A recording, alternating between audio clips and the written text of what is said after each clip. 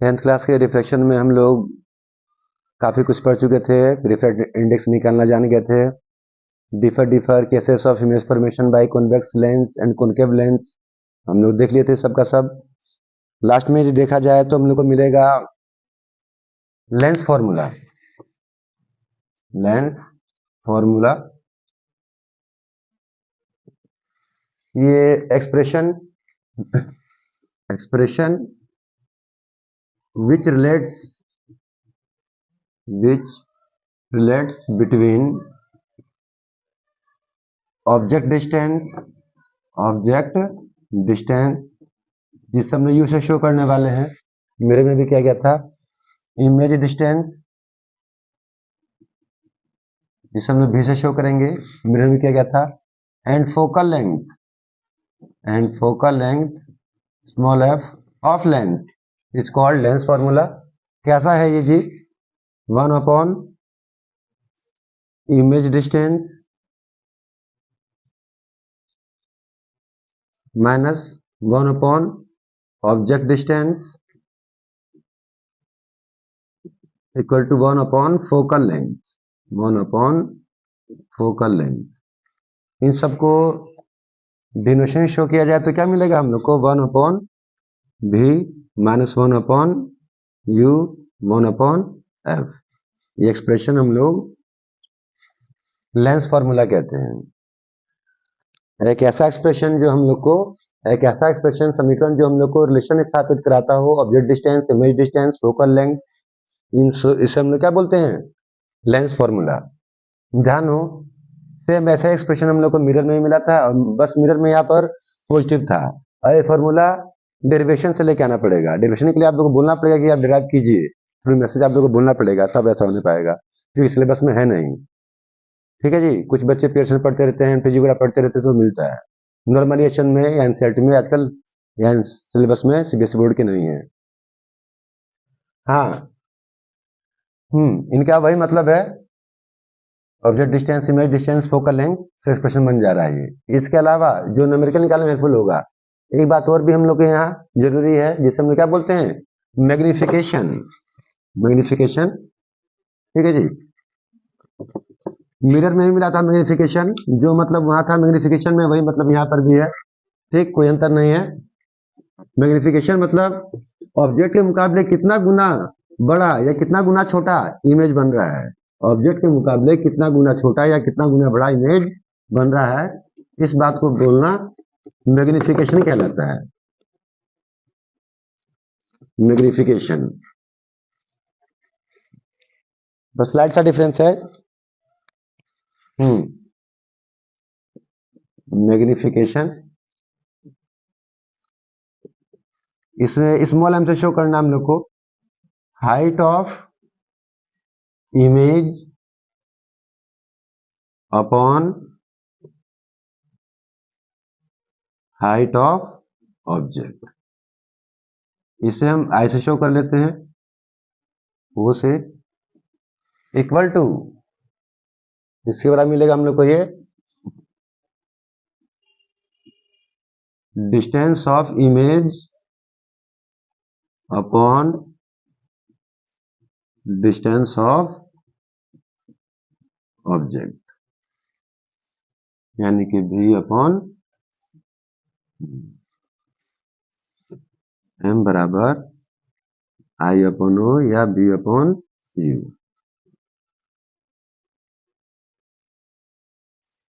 एकदम हूबहू वैसे ही बात है जैसे हम लोग यहाँ मिरर में थी, बस यहाँ पर ये नेगेटिव आता था वैल्यू, वो भी डेरिवेशन से ही आएगा, यहाँ पर नहीं है नेगेटिव। सेम वही बात, m यदि 1 से बड़ा होगा तो मैग्नीफाइड इमेज है, मैग्नीफाइड इमेज है। m यदि 1 से कम होगा तो डिमिनिश्ड इमेज है, और m यदि इक्वल हुआ 1 के तो नो मैग्निफिकेशन, कोई मैग्निफिकेशन नहीं हुआ है। यदि ऑब्जेक्ट के मुकाबले इमेज बड़ा बनेगा तो ही हमें m का वैल्यू 1 से ज्यादा मिलेगा, उसे बोलते हैं मैग्नीफाइड इमेज बना है। यदि ऑब्जेक्ट के मुकाबले हाइट ऑफ इमेज कम रह जाए तो हमें वैल्यू 1 से कम मिलेगा, जैसे 0.7, 0.5, 0.2। उस टाइम इमेज क्या होगा, डिमिनिश्ड। यदि जितना बड़ा ऑब्जेक्ट है उतना बड़ा इमेज बने तो भाई कोई भी मैग्निफिकेशन नहीं हुआ है। ये third case of image formation by convex lens था हम लोग के यहाँ। एम का वैल्यू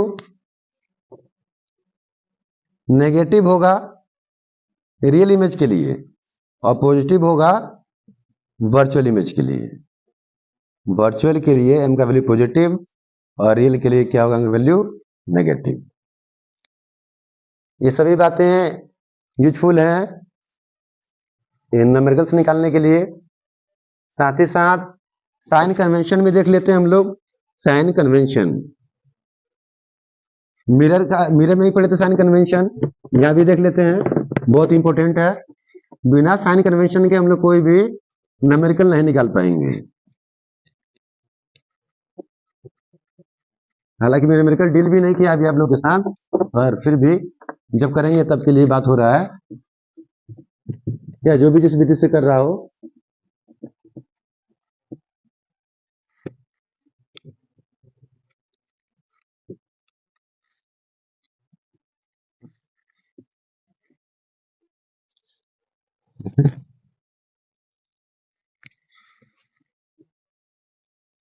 साइन कन्वेंशन,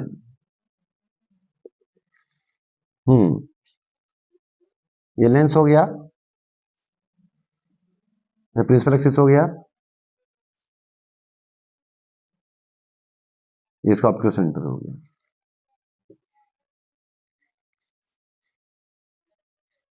लेंस हो गया, ऑप्टिकल सेंटर हो गया।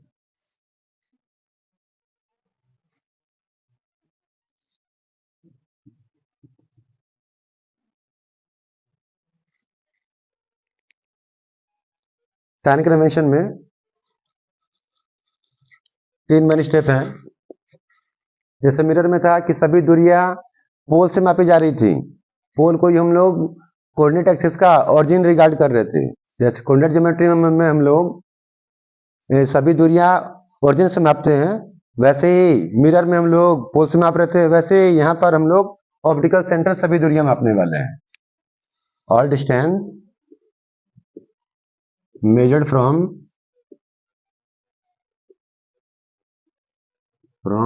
optical center, optical center। दूसरी सेम, देखने में तो लाइनें सेम मिल जाएंगी हम लोग को। All distances measured in direction of incident ray are taken positive, जो भी दूरी इंसिडेंट रे की डायरेक्शन में मापी जाएंगी वो पॉजिटिव ले जाएंगी, and in direction opposite to incident ray are taken negative. जो भी दूरी इंसिडेंट रे की डायरेक्शन में मापी जाएंगी वो पॉजिटिव ले जाएंगी, और जो भी दूरी यहाँ इंसिडेंट रे के है अपोजिट डायरेक्शन में मापी जाएंगी उन्हें हम लोग नेगेटिव लेंगे। थर्ड लाइन है height above principal axis are taken positive and below it taken negative। Principal axis के ऊपर जो भी दूरी मापी जाएंगी वो दूरी हाइट क्या कहलाएंगी, पॉजिटिव लेनी पड़ेंगी, और जो भी दूरी नीचे मापी जाएंगी सब नेगेटिव लेनी पड़ेंगी। अब देखते हैं इमेज फॉर्मेशन। ये जैसे ऑप्टिकल सेंटर हो गया, ये एफ होगा, ये 2f होगा, एफ 2f एफ 2f। यहाँ ने बॉडी रख लिया है, लाइट रे जो पहला आएगा वो फोकस से पास होगा और जो ऑप्टिकल सेंटर पर आएगा वो सीधा निकल जाएगा। कहाँ काट रहा है ये, beyond 2f। Beyond to F. ठीक है जी, रियल इमेज बना है। यहां देखा जाए तो ये इमेज है, ये ऑब्जेक्ट है, तो प्रिंसिपल एक्सिस ऑप्टिकल सेंटर से दूरी मापनी है ऑब्जेक्ट की, तो क्या होगा, यू से शो करना है। यू कैसा होगा, ये नेगेटिव। इंसिडेंट रे जा रहा है हमारा left to right, incident ray जा रहा है लेफ्ट टू राइट, और उसके मापने के लिए हम लोग ऑप्टिकल सेंटर से कहाँ रहे हैं, लेफ्ट की ओर, तो क्या हो गया, ये नेगेटिव हो गया। ठीक है जी, यह फोकस प्रयोग हो रहा है, यह फोकस प्रयोग नहीं हो रहा है। चैप्टर में पहले कहा था कि लेंस में दो फोकस होंगे, उनमें से एक ही प्रयोग हो रहा होगा, दूसरा प्रयोग नहीं हो रहा होगा। तो फोकस कैसा होगा, ये स्मॉल एफ से लिखना होगा हमें, कैसा होगा, पॉजिटिव। इंसिडेंट रे आ रहा है लेफ्ट टू राइट, और फोकस को मापने के लिए हम लेफ्ट टू राइट ही जा रहे हैं, तो कैसा होगा, ये पॉजिटिव। ये इमेज बना है, उसकी दूरी को भी से लिखते हैं, और किस दिशा में है, ये इंसिडेंट रे के डायरेक्शन में ही जा रहा है। ऑप्टिकल सेंटर से कहां जाना हमें, राइट की ओर। लाइट रे कहां से आ रहा है, लेफ्ट टू राइट की ओर, कैसा हो जाएगा, ये पॉजिटिव।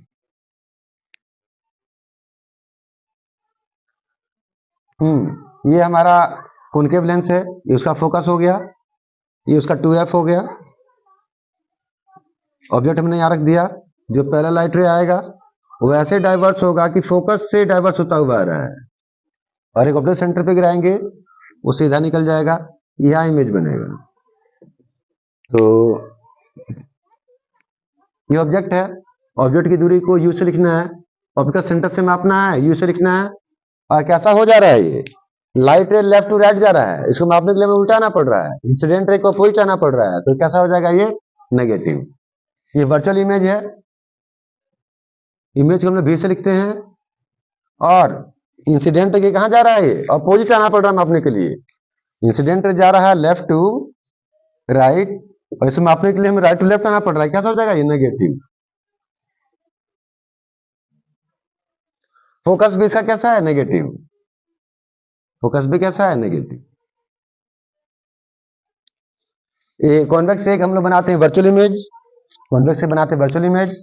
ये फोकस हो गया, फोकस और ऑप्टिकल सेंटर के बीच में जो बॉडी होता है, जो पहला लाइट रे आता है फोकस से पास होता है, जो ऑप्टिकल सेंटर पे आता है सीधा निकल जाता है। आंख को महसूस होगा कि ये लाइट रे कहां से आ रहा है, पीछे से कहीं से आ रहा है। वही पॉइंट क्या कहलाएगा, वर्चुअल इमेज। तो ऑब्जेक्ट की दूरी कैसी हो गई, नेगेटिव, इंसिडेंट के अपोजिट में है। वर्चुअल इमेज की दूरी भी कैसी हो गई, नेगेटिव, क्योंकि इंसिडेंट रे जा रहा है हमारा left to right, left to right जा रहा है, और मापने के लिए क्या आना पड़ रहा है, राइट टू लेफ्ट। किसको, ऑब्जेक्ट डिस्टेंस को भी और इमेज डिस्टेंस को भी। हाँ, फोकस से कैसा होगा, ये फोकस प्रयोग करना था, यही फोकस है, कैसा है जी, पॉजिटिव है।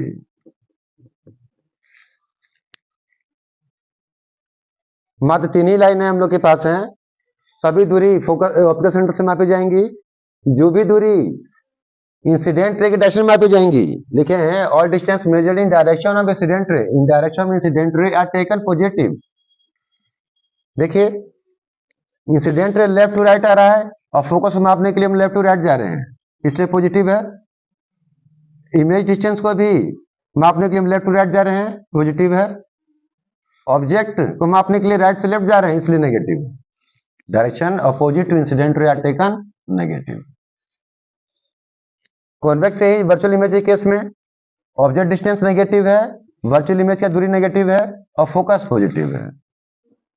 कॉनकेव के लेंस में ऑब्जेक्ट डिस्टेंस नेगेटिव है, वर्चुअल इमेज नेगेटिव है, और फोकस भी नेगेटिव है। इनसे कुछ निकलता है कंक्लूजन, इनसे निकलता है कंक्लूजन, वो ये है कि U is always negative, U is always negative. कोई सा भी केस हो, U हमेशा ही नेगेटिव होगा, ऑब्जेक्ट डिस्टेंस हमेशा ही नेगेटिव होगा।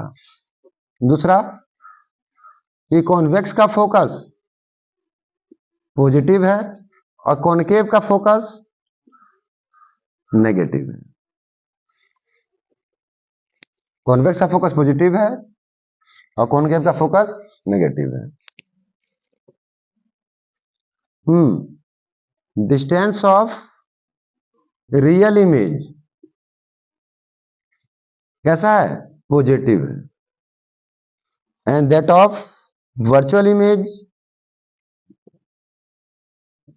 नेगेटिव। वर्चुअल इमेज यहां बना था कॉन्वेक्स में, वो भी नेगेटिव था। देखिए ये बना है इमेज नेगेटिव है, कॉनकेव भी बना है, ये भी नेगेटिव है, और रियल इमेज की दूरी क्या है? पॉजिटिव है। Height of object, height of object क्योंकि प्रिंसिपल एक्सिस के ऊपर होगा, एंड वर्चुअल इमेज ये कैसे होंगे जी? पॉजिटिव होंगे, क्योंकि दोनों कहां होंगे? प्रिंसिपल एक्सिस के ऊपर होंगे। And height of real image क्या होगा जी? नेगेटिव होगा, क्योंकि प्रिंसिपल एक्सिस के नीचे बनेगा। Sign convention, lens formula, magnification, इनकी सहायता से हम न्यूमेरिकल्स निकाल सकते हैं। ठीक है जी, एनसीईआरटी बुक में न्यूमेरिकल्स हैं। ठीक, अब रिफ्लेक्शन के रिगार्डिंग 10th क्लास सिलेबस से मात्र एक लेंस का यूज बचता है, अदरवाइज हम लोग human I and colourful world पढ़ सकते हैं। आप लोग इसे ध्यानपूर्वक देखें। ठीक है जी।